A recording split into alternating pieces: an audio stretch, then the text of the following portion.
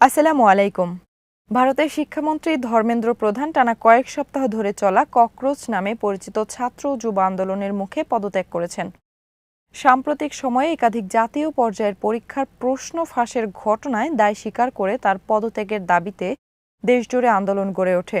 শনিবার সামাজিক যোগাযোগ মাধ্যম এক্সে নিজের পদত্যাগের ঘোষণা দিয়ে তিনি জানান, দেশের বর্তমান পরিস্থিতি বিবেচনা এবং যাতে রাষ্ট্রবিরোধী শক্তি এই পরিস্থিতির সুযোগ নিতে না পারে সে কারণেই তিনি প্রধানমন্ত্রী নরেন্দ্র মোদীর কাছে পদত্যাগপত্র পাঠিয়েছেন। আরও বিস্তারিত থাকছে রিপোর্টে।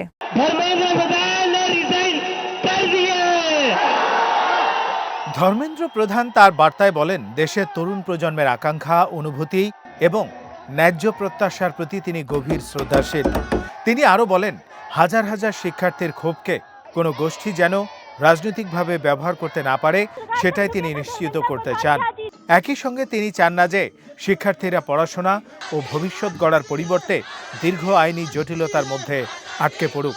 তাই দেশের বৃহত্তর স্বার্থে তিনি পদত্যাগের সিদ্ধান্ত নিয়েছেন। তার পদত্যাগের খবর প্রকাশ হওয়ার সঙ্গে সঙ্গেই রাজধানী নয়াদিল্লির যন্তর মন্তরে অবস্থানরত হাজারো আন্দোলনকারী উল্লাসে ফেটে পড়েন। আন্দোলনকারীরা একে তাদের দীর্ঘদিনের সংগ্রামের বড় বিজয় হিসেবে আখ্যায়িত করেন। কয়েক সপ্তাহ ধরে তারা শিক্ষামন্ত্রীর পদত্যাগ, পরীক্ষা ব্যবস্থার সংস্কার এবং প্রশ্ন ফাঁসের সঙ্গে জড়িতদের কঠোর শাস্তির দাবিতে আন্দোলন চালিয়ে আসছিলেন।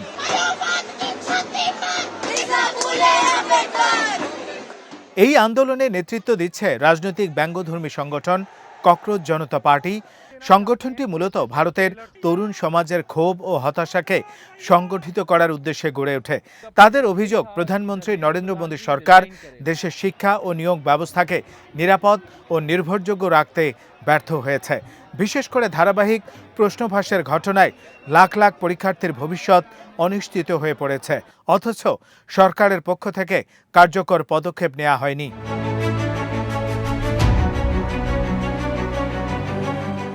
সাম্প্রতিক মাসগুলোতে বিভিন্ন প্রতিযোগিতামূলক ও সরকারি চাকরির পরীক্ষার প্রশ্ন ফাঁসের অভিযোগে দেশজুড়ে ক্ষোভ ছড়িয়ে পড়ে। অনেক শিক্ষার্থী বছরের পর বছর ধরে প্রস্তুতি নেওয়ার পরও পরীক্ষা বাতিল হওয়া বা পুনরায় পরীক্ষা দেওয়ার পরিস্থিতিতে পড়েছেন।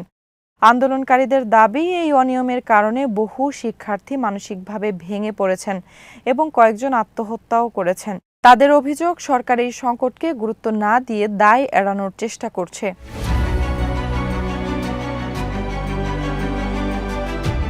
পদত্যাগের ঘোষণা আসার কয়েক ঘন্টা আগেও নয়াদিল্লিতে বিক্ষোভ অব্যাহত ছিল। আন্দোলনকারীদের ছত্রভঙ্গ করতে পুলিশ টিয়ার গ্যাস নিক্ষেপ করে। এর আগের সপ্তাহের শুরুতেই সংসদ ভবনের দিকে অগ্রসর হওয়া শিক্ষার্থীদের উপর লাঠিচার্জ করা হয় এবং টিয়ার গ্যাসের পাশাপাশি অভিযোগ রয়েছে কিছু ক্ষেত্রে পেলেট গানও ব্যবহার করা হয়েছে। এসব ঘটনায় বহু শিক্ষার্থী আহত হন। পুলিশের এই কঠোর অবস্থান জনমনে আরও ক্ষোভের জন্ম দেয় এবং আন্দোলনে নতুন গতি পায়।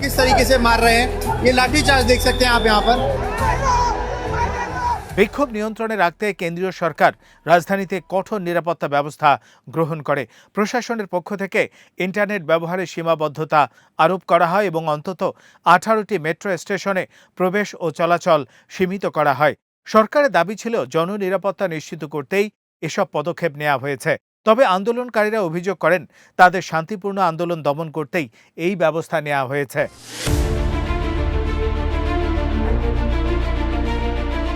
ধর্মেন্দ্র প্রধানের পদত্যাগের পর ককরোচ জনতা পার্টি এক্সে সংক্ষিপ্ত বার্তায় লিখেছে, ককরোচ জিতেছে, গণতন্ত্র জিতেছে।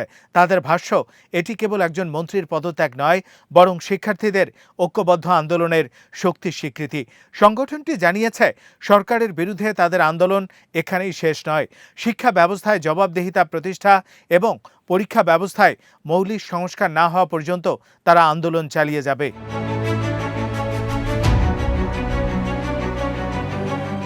সরকার ও আন্দোলনকারীদের মধ্যে সংকট নিরসনে আলোচনাও চলছিল। শুক্রবার উভয় পক্ষের মধ্যে প্রথম দফার বৈঠক অনুষ্ঠিত হয়। সে সময় সরকার আন্দোলনকারীদের জানায়, শিক্ষামন্ত্রীর পদত্যাগের দাবির বিষয়ে সিদ্ধান্ত জানাতে শনিবার বিকেল পর্যন্ত সময় প্রয়োজন। এরপর শনিবার দ্বিতীয় দফার বৈঠকের কথা ছিল। তবে ধর্মেন্দ্র প্রধানের পদত্যাগের পর সেই বৈঠক পুনর্নির্ধারিত সময়ে হবে কিনা তাৎক্ষণিকভাবে তা স্পষ্ট হয়নি।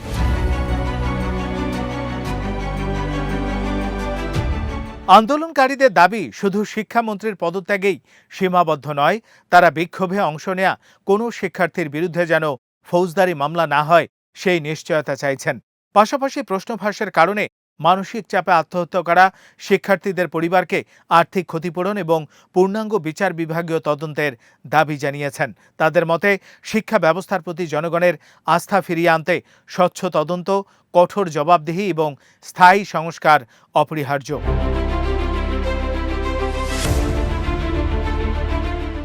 ধর্মেন্দ্র প্রধানের পদত্যাগ মোদী সরকারের জন্য একটি বড় রাজনৈতিক ধাক্কা হিসেবে দেখা হচ্ছে।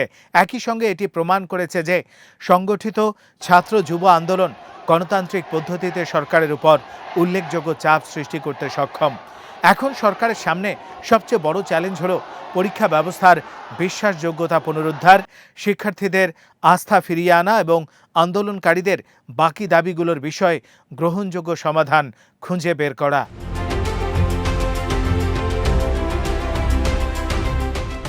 আজ এখানেই শেষ করছি। সমরাস্ত্র, প্রতিরক্ষা ও কূটনীতির নানা তথ্য জানতে চোখ রাখুন ভিডিভিউজ ইনফোটেইনমেন্টে। ভালো লাগলে চ্যানেলটি সাবস্ক্রাইব করুন। আল্লাহ হাফেজ।